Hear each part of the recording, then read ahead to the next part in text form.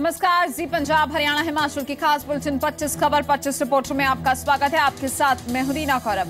25 खबर 25 रिपोर्टर के सफर में हम आपको बिना ब्रेक के पंजाब हरियाणा हिमाचल जम्मू कश्मीर की सभी बड़ी खबरों के साथ साथ देश की अहम खबरें भी दिखाएंगे। इसके अलावा अच्छी खबर, काम की बात और मौसम का हाल भी होगा, तो आप देखते रहिए देश का सबसे बड़ा न्यूज बुलेटिन 25 खबर 25 रिपोर्टर। 25 खबर 25 रिपोर्टर की शुरुआत करें उससे पहले इस वक्त की बड़ी खबर आपको बता दें जो हरियाणा से आ रही है। हरियाणा में बिजली कर्मचारी यूनियन और सरकार में सहमति बन गई है। करीब 6 घंटे तक बातचीत चली है जो सफल रही है। सरकार 19 सब डिविजनों का काम निजी कंपनियों को देगी, जबकि 4 सब डिविजन बिजली विभाग के पास ही रहेंगे। इसके साथ साथ 6 महीने के बाद निजी कंपनी की परफॉर्मेंस की समीक्षा की जाएगी। समीक्षा के लिए कमेटी बनाई जाएगी और कमेटी में मैनेजमेंट और यूनियन दोनों पक्षों के लोग शामिल होंगे। तो 6 घंटे की लंबी बातचीत चली है जिसके बाद ये बैठक सफल रही है। बिजली कर्मचारी यूनियन और सरकार में सहमति बन गई है।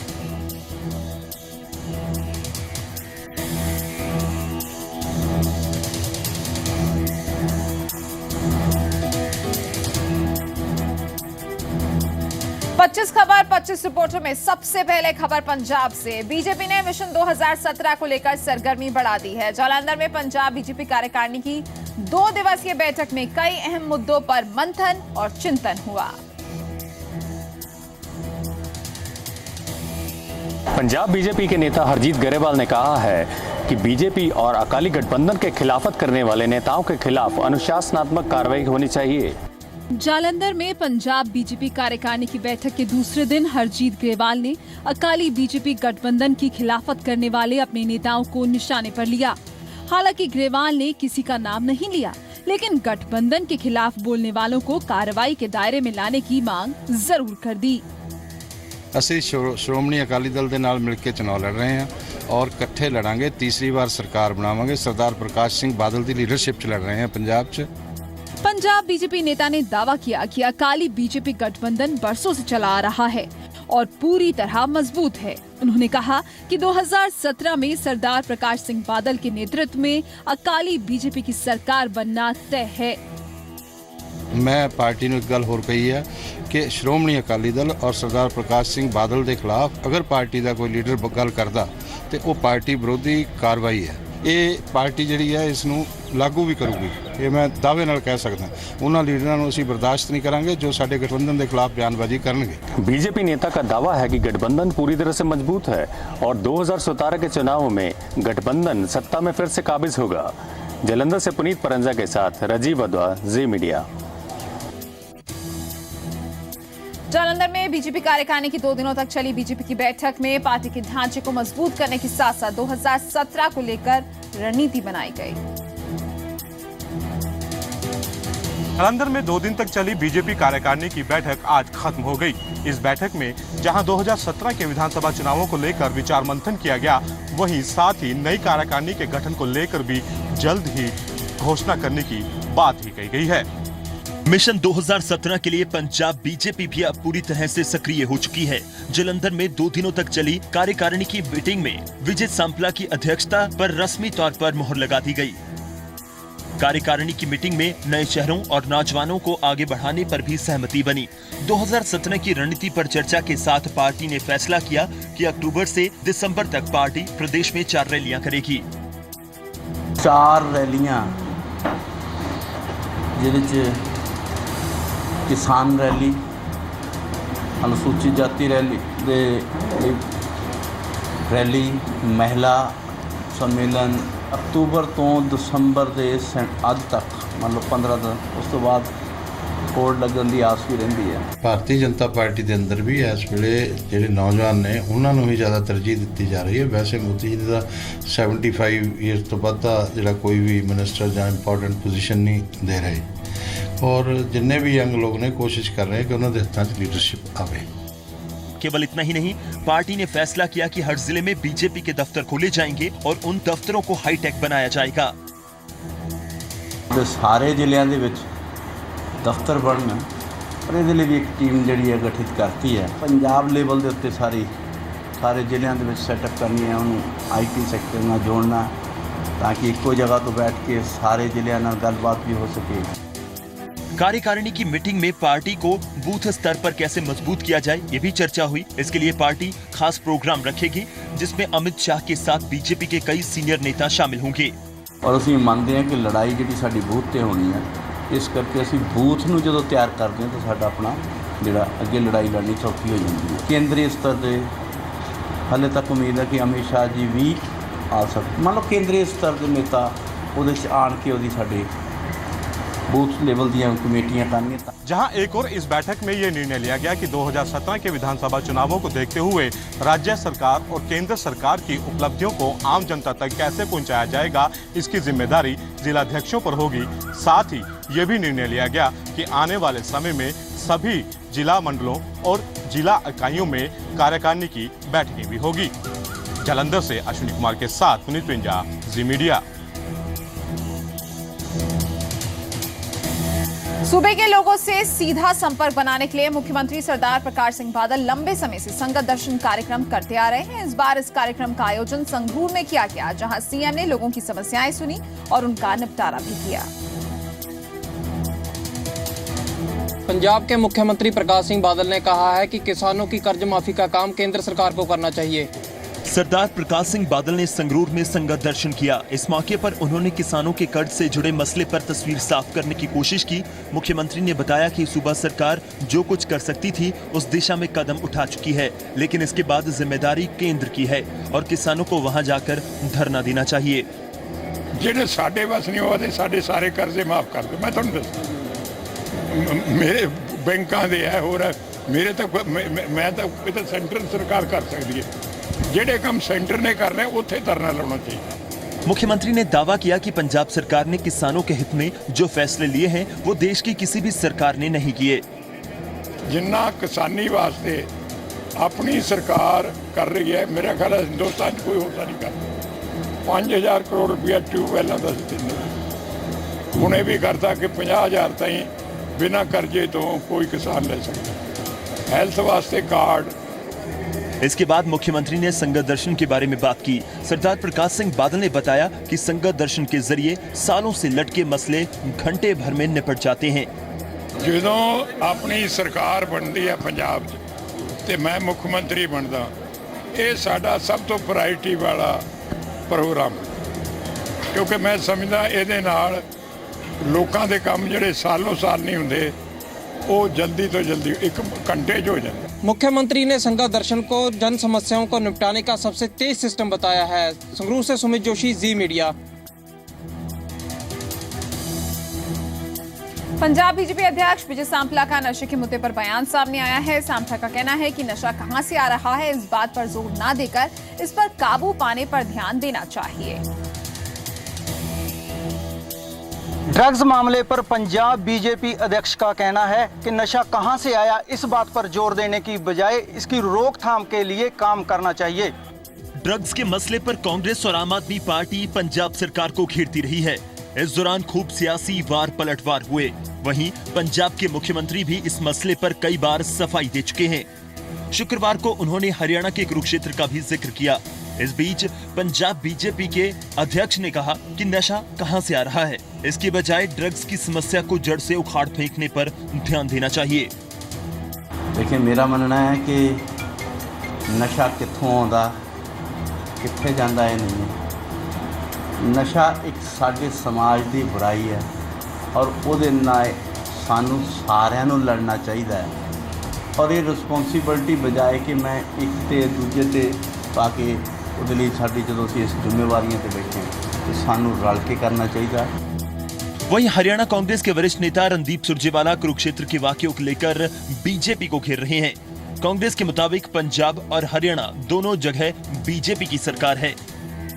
ये दर्शाती है कि जो पंजाब से अकाली दल भाजपा सरकार के अंदर जो नशे का व्यापार वहां चल रहा है वो सीधा भाजपा के शासन में अब हरियाणा के अंदर आ पहुंचा है और हमारे बच्चों का भविष्य भी खतरे में है। वहीं इस मुद्दे पर हरियाणा कांग्रेस ने पंजाब और हरियाणा की सरकारों को घेरने की कोशिश की है। चंडीगढ़ से कलवीर दीवान, जलंधर से पुनीत प्रेंजा के साथ बलदेव शर्मा, जी मीडिया। वहीं हरियाणा के मुख्यमंत्री ने कहा है कि बढ़ते नशे के लिए पंजाब या हरियाणा की सरकार जिम्मेदार नहीं है। उन्होंने बताया कि हरियाणा सरकार इस पर काम कर रही है। ड्रग्स के मुद्दे पर हरियाणा के मुख्यमंत्री मनोहर लाल खट्टर ने चिंता जाहिर करते हुए कहा कि पंजाब और हरियाणा को मिलकर नशा रोकना चाहिए। हरियाणा के कुरुक्षेत्र में पुलिस भर्ती के दौरान युवकों के ड्रग्स लेने का मामला सामने आया था, जिसको लेकर पंजाब के उप मुख्यमंत्री का बयान आया था। उसी कड़ी को आगे बढ़ाते हुए हरियाणा के मुख्यमंत्री ने पंजाब से सटे हरियाणा के इलाकों में बढ़ते नशे पर चिंता जाहिर की है। हालांकि मुख्यमंत्री का साफ कहना है कि ड्रग्स के बढ़ते चलन की रोकथाम के लिए सरकार काम कर रही है। देखिए, हम चिंतित हैं इस बात से कि पंजाब के बॉर्डर के साथ साथ हमारे एरियाज में भी कुछ इस प्रकार का ड्रग एडिक्शन का काम नौजवानों ने शुरू किया। इसकी हमारी चिंता, हम इसको दूर करने के लिए हर प्रकार से लगे। हमारा हेल्थ डिपार्टमेंट, हमारा सामाजिक कल्याण विभाग, ये सब इसमें लगे हैं और निश्चित रूप से हम इस पर काबू पा लेंगे। उन्होंने कहा कि ड्रग्स की समस्या के लिए पंजाब या हरियाणा सरकार दोषी नहीं है। जिसको क्रॉस बॉर्डर पंजाब की ओर से आने वाली एक ऐसी चीज है जिसको हमको मिलकर के रोकना चाहिए। पंजाब में भी बात अच्छी नहीं है, हरियाणा में भी अच्छी नहीं है, कहीं के लिए भी अच्छी नहीं है। पंजाब कोई जिम्मेदार नहीं है, हरियाणा जिम्मेदार नहीं, इसमें सरकारों का कोई रोल नहीं है। कुरुक्षेत्र में पुलिस भर्ती के दौरान सामने आए ड्रग्स के मामले पर मुख्यमंत्री ने चिंता जाहिर की है और युवाओं को नशे से दूर रहने की अपील भी की। ये जो इस प्रकार का नशा करने वाली जो आदत है वो ठीक नहीं है। जहाँ तक कुरुक्षेत्र की बात है, वहाँ चूंकि पुलिस की भर्ती चल रही है और भर्ती के अंदर ड्रग एडिक्शन का एक जो प्रोग्राम, यानी जो एक लाभ उठा करके कुछ लोग दौड़ में या शारीरिक अभ्यास में जो उनको लाभ लेने की बात मन में आती है, वो अच्छी बात नहीं है। हमने अपील की है कि इस प्रकार से कोई न करे। मुख्यमंत्री खट्टर ने उम्मीद जताई है कि पंजाब से सटे इलाकों में बढ़ते नशे की समस्या को जल्द काबू पा लिया जाएगा। कैमरामैन शेर सिंह के साथ पंकज कपाही, जी मीडिया, दिल्ली। राष्ट्रपति द्वारा गोद लिए गए हरियाणा के 5 गांव को स्मार्ट बनाने की योजना की राष्ट्रपति ने शुरुआत की है। हरियाणा के मुख्यमंत्री खट्टर की मौजूदगी में राष्ट्रपति भवन में हुए कार्यक्रम में इसका ऐलान किया गया। हरियाणा के 5 गांवों को स्मार्ट बनाने की योजना का शुभारंभ राष्ट्रपति ने कर दिया। हरियाणा के 5 गांव की तस्वीर बदलने वाली है। इन 5 गांव को राष्ट्रपति प्रणब मुखर्जी ने गोद लिया है, जिसके तहत उन्हें आदर्श गांव बनाया जाएगा। इन गांव को स्मार्ट बनाए जाने की योजना का शुभारंभ खुद महामहिम ने राष्ट्रपति भवन में आयोजित कार्यक्रम के दौरान किया। मुख्यमंत्री मनोहर लाल खट्टर ने बताया कि राष्ट्रपति ने हरियाणा की प्रशंसा की है और उन्होंने भी महामहिम का आभार प्रकट किया। तो इन 5 गाँवों को केंद्र सरकार के डिपार्टमेंट्स के माध्यम से, हरियाणा के डिपार्टमेंट के माध्यम से एक अच्छे आदर्श गांव के रूप में किस प्रकार से बनाया जाए, ऐसी हमारी सारी योजना उन्होंने वहाँ बताई अपनी ओर से भी और हमने उनका धन्यवाद प्रकट किया। एक प्रकार से हमारे हरियाणा की जितनी व्यवस्थाओं की उन्होंने प्रशंसा की, मैं उनका आभार प्रकट करता हूँ। इस प्रकार के गाँव आदर्श बनने के बाद बाकी गाँव के लिए भी मॉडल बनेंगे ताकि और गाँव भी उससे प्रेरणा ले सकें। मुख्यमंत्री खट्टर के मुताबिक 5 गांव को आदर्श बनाने के लिए सूबे के सभी विभाग काम करेंगे ताकि राज्य के अन्य गांव भी इस दिशा में आगे बढ़ने की प्रेरणा लें। जितनी भी हमारे विभागों की व्यवस्थाएं हैं, वो सब व्यवस्थाएं प्राथमिकता के तौर पर उन गांवों से हम शुरू करें और उन गांवों को एक आदर्श गांव के रूप में अगर हम पेश करते हैं तो बाकी गांव भी उसे प्रेरणा लेके, सबकी भागीदारी उसमें महत्वपूर्ण विषय है, पंचायतों की भागीदारी महत्वपूर्ण विषय है। तो इसलिए कुछ गांव आदर्श के रूप में, मॉडल के रूप में खड़े किए जाए, ये यहाँ की। राष्ट्रपति ने जिन गाँवों को गोद लिया है उसमें गुड़गांव जिले से 4 और मेवात जिले से 1 गाँव शामिल है। दिल्ली से पंकज कपाही के साथ दिनेश कुमार, जी मीडिया, पलवल। हरियाणा के मुख्यमंत्री श्री मनोहर लाल ने केंद्रीय पेट्रोलियम मंत्री से मुलाकात की। इस मुलाकात का मकसद हरियाणा को केरोसिन मुक्त बनाना था। हरियाणा को केरोसिन फ्री बनाने के लिए मुख्यमंत्री ने केंद्रीय पेट्रोल मंत्री से दिल्ली में मुलाकात की। हरियाणा सरकार ने सूबे को केरोसिन फ्री बनाने की खातिर कदम आगे बढ़ा दिया है। खुद मुख्यमंत्री दिल्ली में केंद्रीय पेट्रोलियम मंत्री धर्मेंद्र प्रधान से मिले और इस मसले पर चर्चा की। मुख्यमंत्री ने कहा है कि नवंबर तक सूबे के 8 जिलों को केरोसिन फ्री बनाया जाएगा। उन्होंने गुड़गांव में पीएनजी और सीएनजी गैस की सप्लाई बढ़ाने के मसले को हल करने की भी मांग रखी है। आज हमने अपने पेट्रोलियम मंत्री जी से कुछ विषयों पर चर्चा की। उसमें मुख्य विषय था हरियाणा को केरोसिन फ्री करना। आज हमने बैठक में तय किया है कि हम 1 नवंबर तक कम से कम 8 जिले ऐसे हैं जिनको केरोसिन फ्री कर देंगे। इसी प्रकार से गुड़गांव के अंदर गैस सप्लाई, ये पीजीएल, पीएनजी और सीएनजी, इस दोनों प्रकार की जो सप्लाई है बढ़े। पानीपत में पेट्रो इंडस्ट्रियल पार्क और मेमोरियल विकसित करने में भी केंद्र से मदद की मांग की है, जिस पर उन्हें केंद्रीय पेट्रोलियम मंत्री ने मदद का भरोसा दिया है। इसी प्रकार से जो रिफाइनरी है पानीपत रिफाइनरी में एक इंडस्ट्रियल इस प्रकार का जो पेट्रोलियम पदार्थों का एक क्षेत्र है, उसमें इंडस्ट्रियल पार्क इस नाते से बने, इस पर भी हमारी चर्चा हुई है। पानीपत में जो पानीपत की तीसरी लड़ाई ऐसा कहते हैं, वहाँ मराठा सैनिकों ने बहुत बहादुरी से जो लड़ाई की, उस पर एक स्मारक बनाया गया।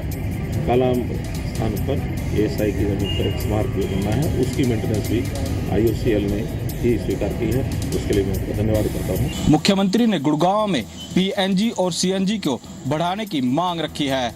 दिल्ली से पंकज कपाही के साथ राकेश रोहिला, जी मीडिया। मुख्यमंत्री मनोहर लाल की दिल्ली के हरियाणा भवन में चाइनीज डेलीगेशन के साथ मुलाकात हुई, जिसमें एक अहम MOU पर साइन किए गए। सोहना में स्मार्ट सिटी बनाने को लेकर हरियाणा सरकार और चीन की CFLD कंपनी के बीच करार हुआ है। हरियाणा हैपनिंग और CM खट्टर के विदेश दौरों का असर दिखने लगा है। इस बार सूबे की सरकार ने चीन की कंपनी के साथ स्मार्ट सिटी बनाने की दिशा में कदम आगे बढ़ाया है। इस बाबत एक चाइनीज डेलीगेशन ने सूबे के मुख्यमंत्री मनोहर लाल खट्टर से दिल्ली में मुलाकात की। चीन की कंपनी CFLD के ग्लोबल प्रेसिडेंट ने हरियाणा सरकार के साथ एक MOU साइन किया, जिसके तहत सोहना में सरकार जमीन उपलब्ध करवाएगी और चीनी कंपनी यहां स्मार्ट सिटी बनाकर तैयार करेगी।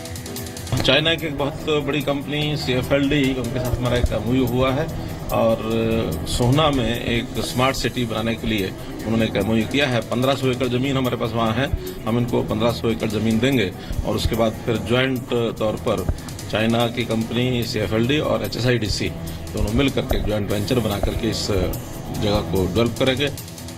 मुख्यमंत्री ने बताया कि यह 10 साल का प्रोजेक्ट है। स्मार्ट सिटी में इंडस्ट्रियल, कमर्शियल और रेजिडेंशियल सुविधाएं उपलब्ध होंगी।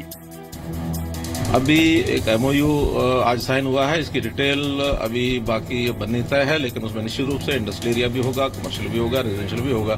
तो सब प्रकार से स्मार्ट सिटी का एक नया प्रारूप बनने जा रहा है। सरकार सोहना में स्मार्ट सिटी बनाने के लिए जमीन देगी। इस प्रोजेक्ट में लगभग 10 साल लगेंगे। दिल्ली से पंकज कपाही के साथ अमन कपूर, जी मीडिया।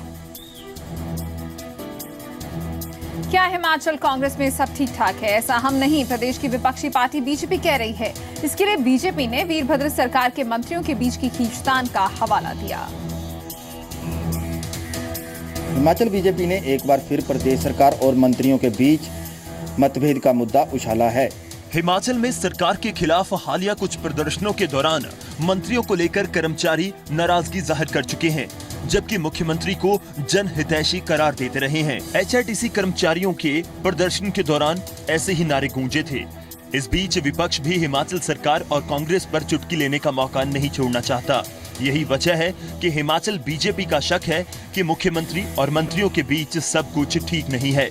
इस दावे के समर्थन में बीजेपी ने मंत्रियों के बीच की खींचतान का हवाला दिया है। पिछले समय में सुधीर शर्मा की और बाली की देखने को मिली है और बाली और मुख्यमंत्री की भी हमेशा देखने को मिलती है। इस प्रकार से ये पूरी की पूरी कैबिनेट एक दूसरे को फूटी आंख नहीं देख पा रही है और उसमें कहीं ना कहीं राजनीति हो सकती है। लेकिन हमारा तो ये कहना है कि मुख्यमंत्री इस कर्मचारियों का जो उत्पीड़न हुआ है उसमें इंटरवीन करें। दूसरी तरफ प्रदेश कांग्रेस सब कुछ ठीक ठाक होने का दावा कर रही है।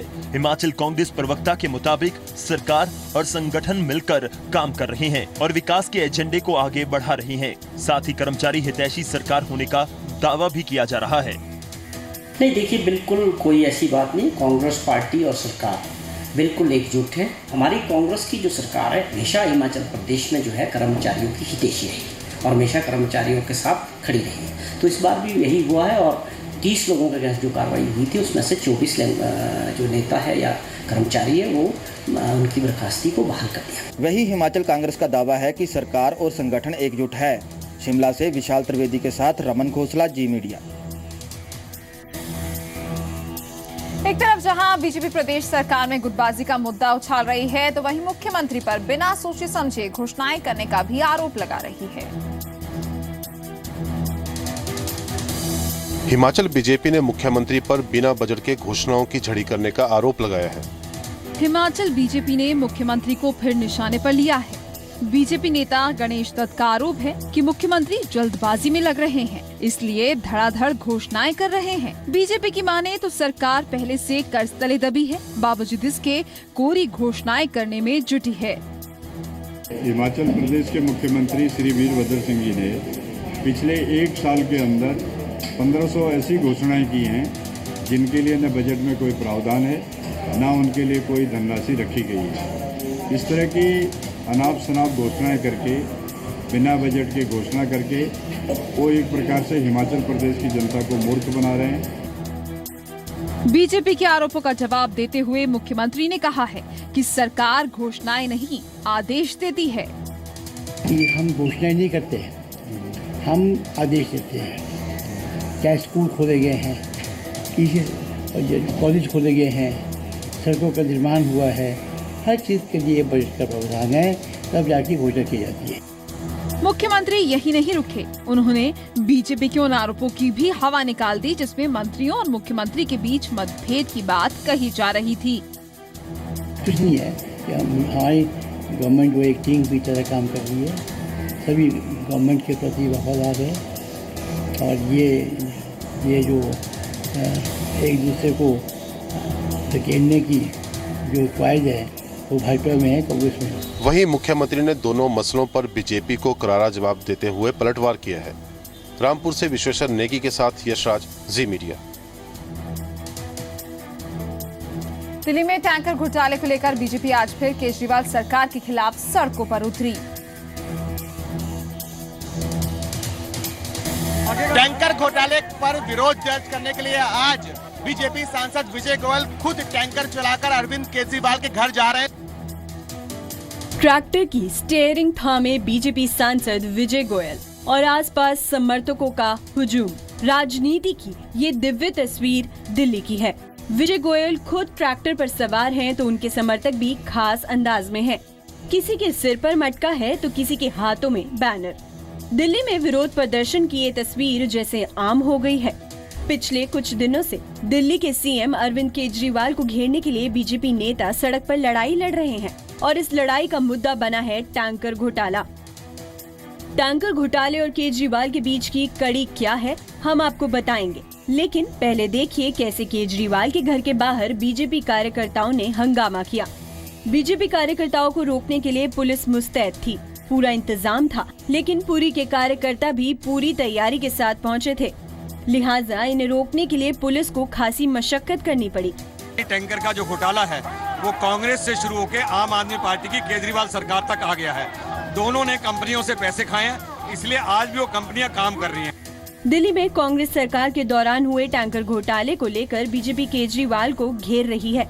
बीजेपी का आरोप है कि केजरीवाल इस घोटाले में पूर्व सीएम शीला दीक्षित को बचा रहे हैं। अरविंद केजरीवाल के इस्तीफे की मांग कर रहे हैं विजय गोयल और उनका ये कहना है कि उनका विरोध प्रदर्शन आगे भी चलता रहेगा। कैमरामैन श्रीचंद सिन्हा के साथ अश्विनी कुमार गुप्ता, जी मीडिया, दिल्ली। मोहाली में इंसाफ के लिए लोगों ने सड़कों पर प्रदर्शन किया। ये लोग एक महिला की मौत से नाराज थे। करोड़ों की ठगी की शिकार हुई इंद्रजीत फिरोजी ने डिप्रेशन के चलते दम तोड़ दिया। सड़क के बीच लाश रख के रोज प्रदर्शन कर रहे यह लोग इंसाफ मांग रहे हैं और इनका आरोप है कि सविता नाम की जिस महिला की मौत हुई है वह असल में इंद्रजीत उर्फ रोजी नामी एक औरत की तरफ से ठगी का शिकार हुई और उसी को लेकर डिप्रेशन में थी। आरोप यह भी है कि सविता अकेली नहीं, उक्त महिला ने फैक्ट्री में मशीनें लगवाने का झांसा देकर 2 दर्जन के करीब औरतों के साथ करोड़ों की ठगी की और उनके मुताबिक इस बारे में उन्होंने महिला के खिलाफ मामला भी दर्ज करवाया, पर 6 महीने बीत जाने के बावजूद भी कोई कार्रवाई नहीं हुई। मेरी मम्मी की डेथ हो गई है, उन्होंने डेथ के कारण है एक इंद्रजीत कौर जी निवासी 613 फेस 1 च रहिंदी है। इन्हें साडे नाल बड़ी तगड़ी ठगी मारी है, नियर अबाउट 3 करोड़ रुपये लेके भज गई है, मतलब फरार है। पुलिस भी कोई कार्रवाई नहीं कर रही है। उधर पुलिस की दलील है कि जिस औरत के खिलाफ शिकायत है उसका कोई अता पता नहीं है और उसकी गिरफ्तारी की कोशिशें जारी हैं। FIR रजिस्टर्ड हैगी है फेज 1 पुलिस स्टेशन ਉਹਦੇ ਅਸੀਂ ਫੈਕਟਸ ਅਜੇ ਯੈਟ ਟੂ ਬੀ ਵੈਰੀਫਾਈਡ ਨੇ, ਮੈਂ ਚੈੱਕ ਨਹੀਂ ਕੀਤੇ ਐਂਡ ਇਹਨਾਂ ਦੀ ਡਿਮਾਂਡ ਹੈ ਕਿ ਉਹਦੇ ਵਿੱਚ ਕੋਈ ਅਕਿਊਜ਼ ਹੈ, ਇੱਕ ਲੇਡੀ ਹੈ ਕੋਈ, ਉਹ ਅਰੈਸਟ ਨਹੀਂ ਹੋਈ। ਉਹ ਕੋਈ ਗੱਲ ਨਹੀਂ, ਦੇਖ ਲਾਂਗੇ। ਇਨ ਕੇਸ ਜੇ ਜੈਨੂਇਨ ਡਿਮਾਂਡ ਹੈ ਐਂਡ ਜਿਹੜਾ ਅਕਿਊਜ਼ਡ ਹੈਗੀ ਹੈ शी इज एक्चुअली गिल्टी तो will arrest her no problem. Rosy के परिजनों का आरोप है कि पुलिस ने समय रहते कार्रवाई की होती तो ये दिन नहीं देखना पड़ता। मोहाली से रविंदर सिंह के साथ हरप्रीत सिंह, जी मीडिया। ढाका में हुए हमले के दौरान आतंकियों ने 19 साल की भारतीय लड़की तारिशा की भी बेरहमी से हत्या कर दी। बांग्लादेश में ढाका की आर्टिसन बेकरी आतंकी हमले में भारतीय लड़की तारिशी की आतंकियों ने हत्या कर दी। तारिशी अपने इफ्तार के बाद अपने दो दोस्तों के साथ आर्टिसन बेकरी पहुंची थी। आतंकी हमले के दौरान तारिशी के दोस्त तो कैफे से भागने में कामयाब रहे, लेकिन तारिशी आतंकियों की बेरहमी से नहीं बच पाई। विदेश मंत्री सुषमा स्वराज ने ट्वीट कर तारिशी की मौत पर दुख जताया है। पीड़ित परिवार को हर संभव मदद का भरोसा दिया। मुझे भारी दुख के साथ बताना पड़ रहा है कि आतंकियों ने भारतीय लड़की तारिशी की हत्या कर दी। तारिशी को आतंकी हमले के दौरान बंधक बना लिया गया था। मैंने तारिशी के पिता संजीव जैन से बात की। हम परिवार के लिए वीजा का इंतजाम कर रहे हैं। दुख की इस घड़ी में पूरा देश पीड़ित परिवार के साथ है। फिर ऑपरेशन चल ही रहा था तो हम लोग खैर वही सुबह से उसी मीडिया के थ्रू पता चला था और फैमिली से तो बात नहीं हो पा रही थी, काफी डिस्टर्ब थे उनके पेरेंट्स। तारिशी जैन ने हाल ही में अमेरिका के कैलिफोर्निया की बर्कले यूनिवर्सिटी में दाखिला लिया था। तारिशी छुट्टियां मनाने बांग्लादेश पहुंची थी। तारिशी ने बांग्लादेश की राजधानी ढाका के अमेरिकन स्कूल से 12वीं की परीक्षा पास की थी। तारिशी इफ्तार के बाद अपने दोस्तों के साथ आर्टिसन बेकरी पहुंची थी। हालांकि उसके दोस्त कैफे से भागने में कामयाब रहे। दिल्ली से ब्यूरो रिपोर्ट के साथ गगन बटला, जी मीडिया। बांग्लादेश में हुए आतंकी हमले को भारत के लिए भी खतरे की घंटी माना जा रहा है। कोलकाता समेत देश भर के शहरों में सुरक्षा कड़ी कर दी गई है। बांग्लादेश में हुए आतंकी हमले के बाद भारत के लिए भी खतरे की घंटी बज गई है। विदेश मंत्रालय ने ढाका में भारतीय उच्चायुक्त के सभी कर्मचारियों के सुरक्षित होने का दावा किया है। प्रधानमंत्री नरेंद्र मोदी ने खतरे से निपटने के लिए दुनिया से एकजुट होने की अपील की है। Yet another vindication of what the Honorable Prime Minister Shri Narendra Modi has been reiterating time and again. The time has come when the whole world community should come together to fight the menace of terrorism. We cannot make distinction between good terrorism and bad terrorism, or my terrorism, your terrorism, nor can we make such distinctions by our convenience, because as I personally also believe that terror is terror. It has no nationality, no religion and knows no boundaries, and therefore it has to be accordingly treated.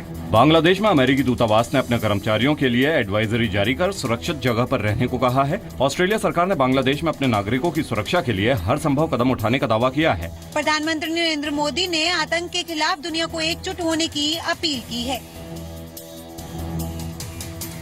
उधर Pathankot airbase और दीनानगर थाने पर हुए आतंकी हमले और लगातार मिल रही input के चलते रेलवे पुलिस ने पठानकोट रेलवे स्टेशन की सुरक्षा कड़ी कर दी है। इंटेलिजेंस एजेंसियों से मिल रहे इनपुट के बाद पठानकोट रेलवे स्टेशन की सुरक्षा कड़ी कर दी गई है। इस साल बीते महीनों में पंजाब को 2 आतंकी हमलों का सामना करना पड़ा। पाक से सटे होने के चलते घुसपैठिए पंजाब को सॉफ्ट टारगेट मानकर निशाना बना रहे हैं। इस बीच पठानकोट रेलवे स्टेशन की सुरक्षा को कड़ा कर दिया गया है। गुप्तचर एजेंसियों से मिले संकेत के बाद रेलवे पुलिस ने सर्च ऑपरेशन चलाया। प्लेटफॉर्म पर जगह जगह तलाशी ली और सुरक्षा बंदोबस्त का जायजा लिया। पठानकोट रेलवे स्टेशन पर 100 सुरक्षा कर्मी दिन रात तैनात है। वहीं रात के वक्त रेल ट्रैक पर पेट्रोलिंग बढ़ाई गई है। 100 के करीब ਅਸੀਂ ਜਵਾਨ ਡੇਲੀ ਵੱਡਾ ਟਰੈਕ ਤੋਂ ਪੈਟਰੋਲਿੰਗ ਕਰ ਰਿਹਾ ਡੇ ਐਂਡ ਨਾਈਟ।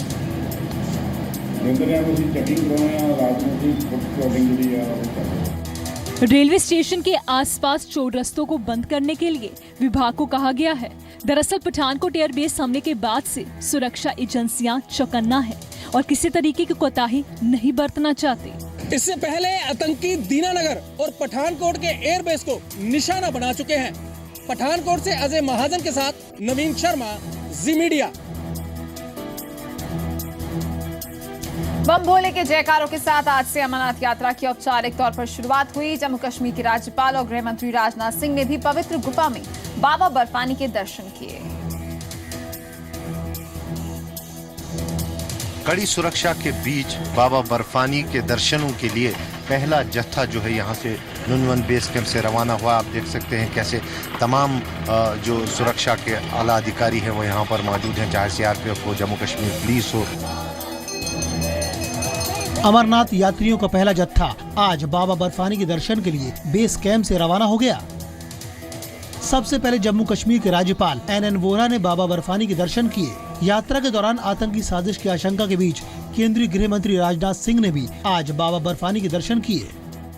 पिछली महीने में जो 2 घटनाएं हुई, आप लोग अच्छी तरह वाकिफ हैं, वो एक रियली एक चैलेंज है, लेकिन अब की बार जो है एडिक्वेट सिक्योरिटी डेवलपमेंट जो है इन प्लेस है एंड स्पेशल सर्विलेंस जो है ऑल फोर्सेस का कंबाइंड जो है वो ऑन प्लेस है। तो होपफुली जो है हम इसको इस बारी पीसफुली यात्रा करने में कामयाब होंगे। शुक्रवार को श्रीनगर में राजनाथ सिंह ने अमरनाथ यात्रा से जुड़ी सुरक्षा पर उच्च स्तरीय बैठक की। बैठक में जम्मू कश्मीर के governor NN Vohra, CM Mehbooba Mufti और सुरक्षा अधिकारी भी मौजूद रहे। शुक्रवार को 1282 अमरनाथ यात्रियों का पहला जत्था बाबा बर्फानी के दर्शन के लिए जम्मू से रवाना हुआ था। हमें कोई दिक्कत नहीं है, अच्छा लग रहा है, सब बहुत अच्छी है। इंडियन आर्मी को मैं वेरी गुड देना चाहता हूँ और बहुत अच्छा लग रहा है क्योंकि हर जगह सिक्योरिटी अलर्ट थी। 2 जुलाई से 18 अगस्त तक चलने वाली अमरनाथ यात्रा की सुरक्षा में करीब 20,000 जवान तैनात हैं। ड्रोन और CCTV कैमरे की मदद से संदिग्ध गतिविधियों पर नजर रखी जा रही है। हर किस्म के इकदाम किए गए हैं और उम्मीद की जाती है कि इस वर्ष की यात्रा यात्रियों के लिए के यादगार रहे। कैमरा पर्सन इरफान मंजूर के साथ खालिद हुसैन, जी मीडिया, पहलगाम। वहीं बाबा बर्फानी की यात्रा के मद्देनजर 3 टायर सुरक्षा लेयर तैयार की गई है। आपको दिखाते हैं कि किस तरह के सुरक्षा बंदोबस्त सेना और जम्मू कश्मीर पुलिस की तरफ से किए गए हैं।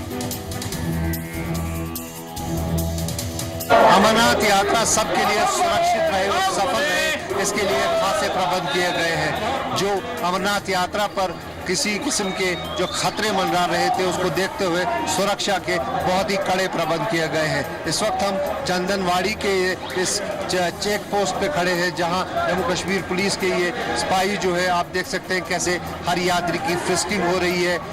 इसके साथ साथ अगर हम देखें इस तरफ से ये स्कैनर लगाया गया है ताकि अगर कोई भी ऐसी आपत्तिजनक चीज़ हो उसे डिटेक्ट किया जाए। इसके अलावा मैनुअल चेकिंग होती है। आप देखेंगे यहाँ पर कैसे वे बैग्स जो है इनके साथ लगेज उनको खोला जाता है, उनमें चेक किया जाता है कि कोई आपत्तिजनक चीज़ तो नहीं है जिससे कोई यात्रा में बाधा पड़ सकती है। यानी कुल मिलाकर अगर देखें तो 3 टायर सुरक्षा लगा दी गई है और ये अनिश्चित किया गया है कि किसी भी किस्म आपत्ति इस यात्रा में बाधा न डाले। कैमरा पर्सन इरफान मंजूर के साथ खालिद हुसैन, जी मीडिया, चंदनवाड़ी। और बाबा बर्फानी के दर्शन की खातिर श्रद्धालुओं में कितना जोश है, आइए जानते हैं इस रिपोर्ट में।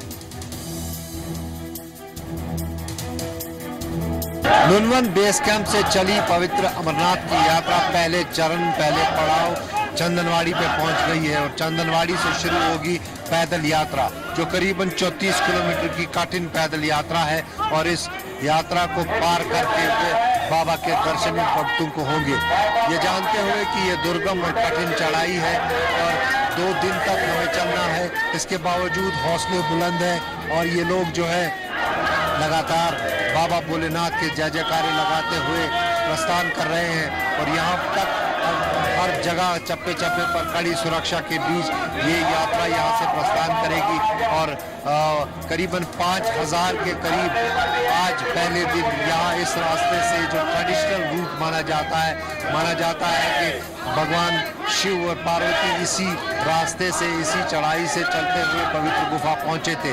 आप देख सकते हैं इन हौसलों और जय जयकारों के साथ बाबा के भक्त बाबा की गुफा की तरफ प्रस्थान कर रहे हैं। कैमरा पर्सन इरफान मंजूर के साथ खालिद हुसैन, जी मीडिया, चंदनवाड़ी।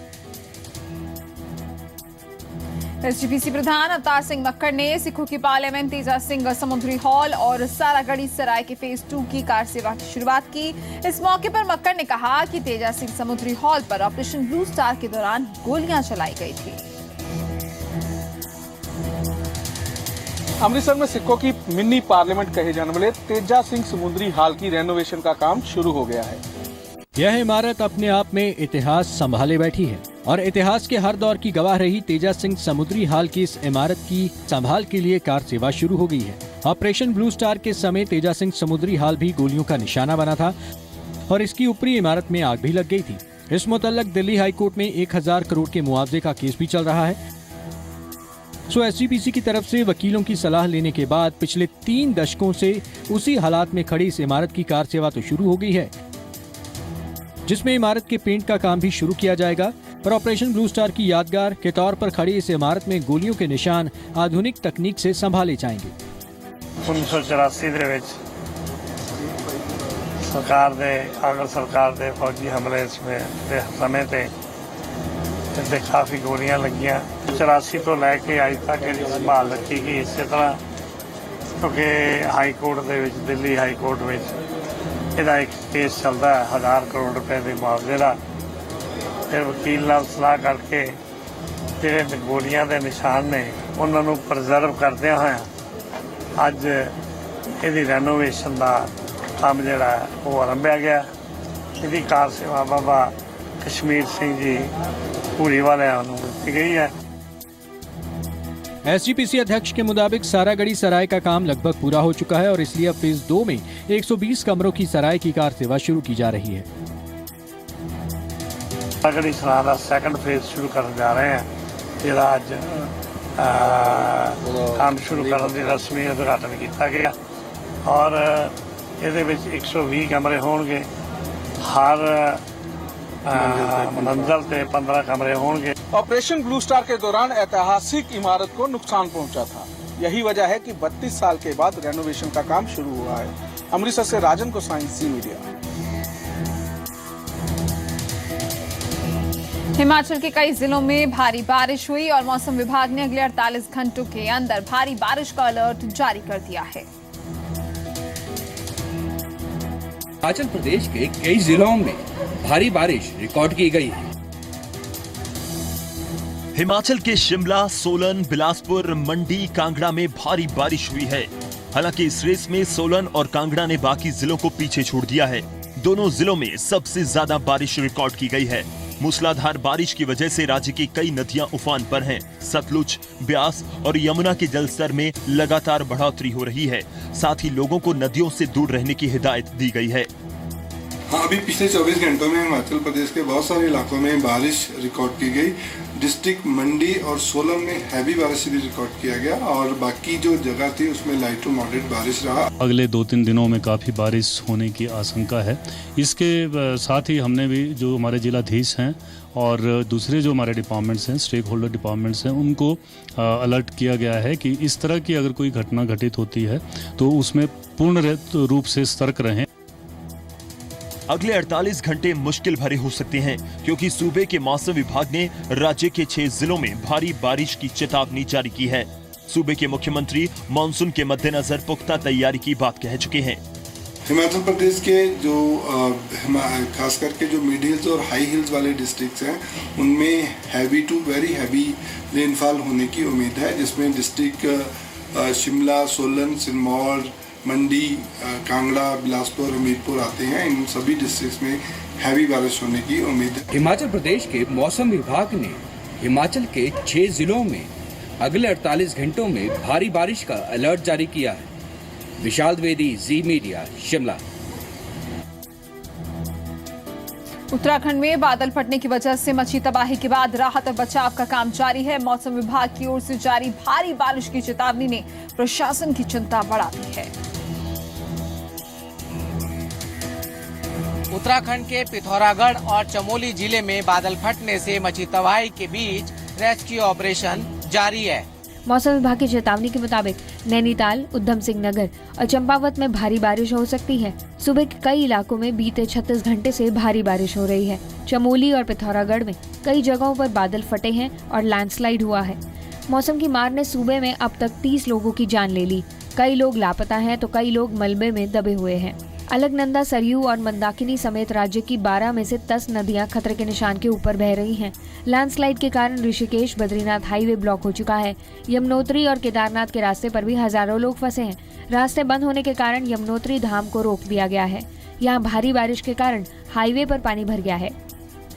जो राहत बचाव कार्य हो रहे हैं उनमें तेजी आई है। कल रात से पिथौरागढ़ में एक और डेड बॉडी निकाली गई है, तो कुल वहाँ मरने वालों की संख्या 9 हुई है पिथौरागढ़ जिले में, जो अभी रिपोर्ट हमें सुबह मिली है।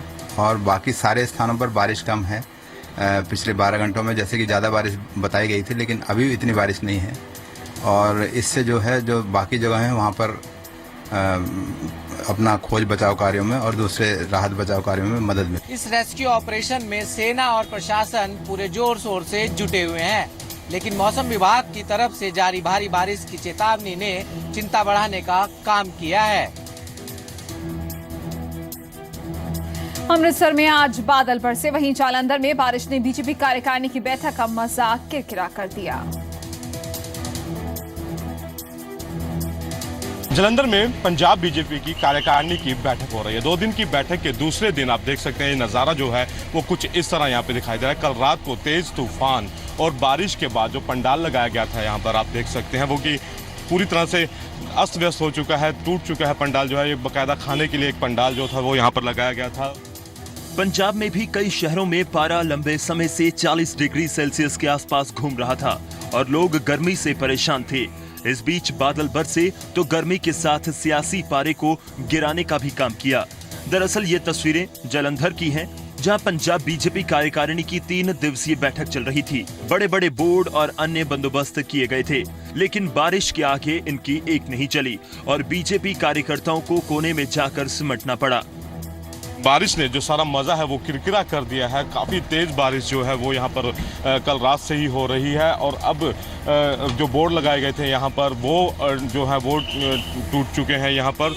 तो जाहिर तौर पर जो मज़ा जो है वो किरकिरा यहाँ पर जरूर हो गया है। छोटी सी जगह पर देख सकते हैं आप किस तरह से जो मैनेज करना पड़ रहा है अब यहाँ पर। वहीं गुरुनगरी अमृतसर में भी बारिश ने दस्तक दी है, जिसके बाद अमृतसर के तापमान में भी गिरावट दर्ज की गई और लोगों ने बारिश के आने का स्वागत किया। बारिश की हल्की बौछारों ने संकेत दे दिए हैं कि मानसून कभी भी जमकर बरसने के लिए तैयार है। जालंधर से कैमरा पर्सन अश्विनी के साथ पुनीत प्रिंजा, जी मीडिया। चंडीगढ़ में मौसम के बदले मिजाज का मजा लेने के लिए बच्चों से लेकर बुजुर्ग तक हर किसी ने सुखना लेक का रुख किया। पेश है एक रिपोर्ट।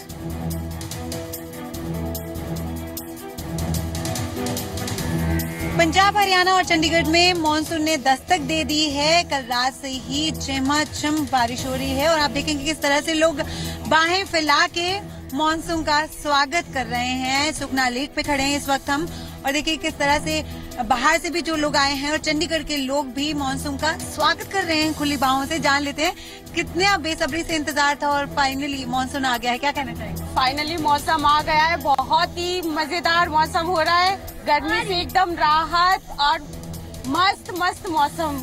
कहाँ से आए आप? हम लोग जयपुर से आए।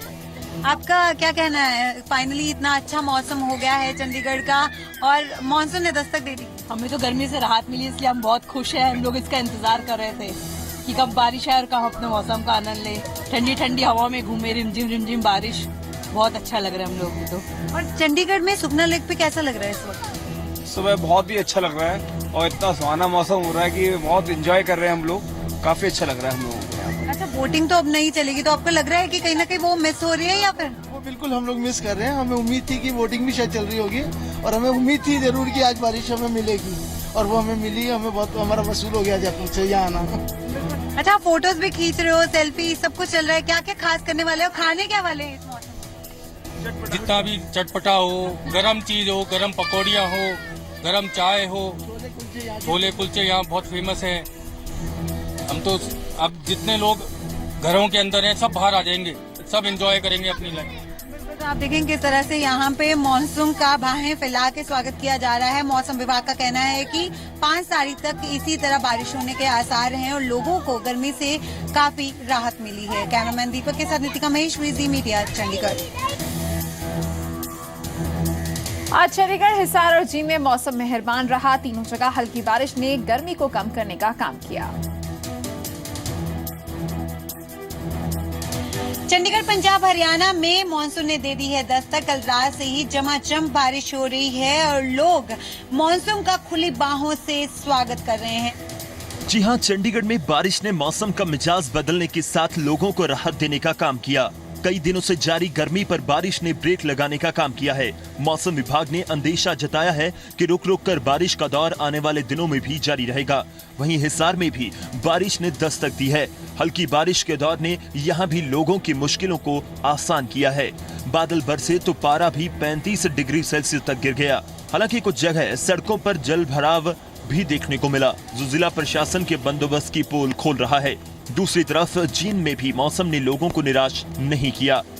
यहाँ भी बारिश रिकॉर्ड की गई है। मानसून की दस्तक के बीच प्रशासन के दावों की हकीकत जानने का समय भी नजदीक आ गया है। चंद दिनों के भीतर पता चलेगा कि भारी बारिश के दौरान जल भराव की समस्या से निपटने के लिए प्रशासन ने कितनी तैयारी की है। क्यों अक्सर हर बार शहरों में मानसून सीजन के दौरान सड़कों पर पानी भरने की शिकायत सामने आती है।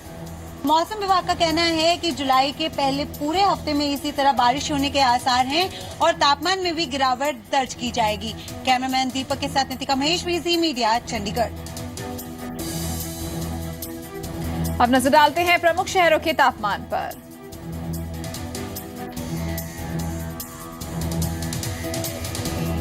पंजाब और हरियाणा में कई जगहों पर बारिश की दस्तक ने पारा 35 डिग्री तक लुढ़का दिया है।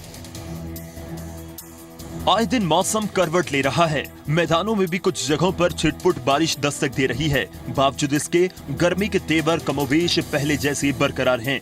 हिसार की बात करें तो यहाँ अधिकतम तापमान 35 डिग्री सेल्सियस दर्ज किया गया, जबकि दिल्ली में 32 डिग्री सेल्सियस, गुड़गांव में भी 31 और चंडीगढ़ में 30 डिग्री सेल्सियस तापमान दर्ज किया गया।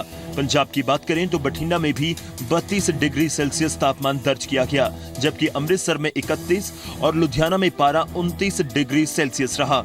उधर पटियाला में पारा 32 डिग्री सेल्सियस दर्ज किया गया, जबकि शिमला में 24 डिग्री सेल्सियस दर्ज किया गया। वहीं मनाली में 27 डिग्री सेल्सियस और श्रीनगर में 31 डिग्री सेल्सियस दर्ज किया गया। मैदानों में पारा गिरा जरूर है, लेकिन मनाली और श्रीनगर में तापमान कमोबेश पहले जैसा बना हुआ है। ब्यूरो रिपोर्ट के साथ संदीप सिंह, ज़ी मीडिया। और चलिए इसी के साथ 25 खबर 25 रिपोर्टर में फिलहाल इतना ही। दीजिए इजाजत, नमस्कार।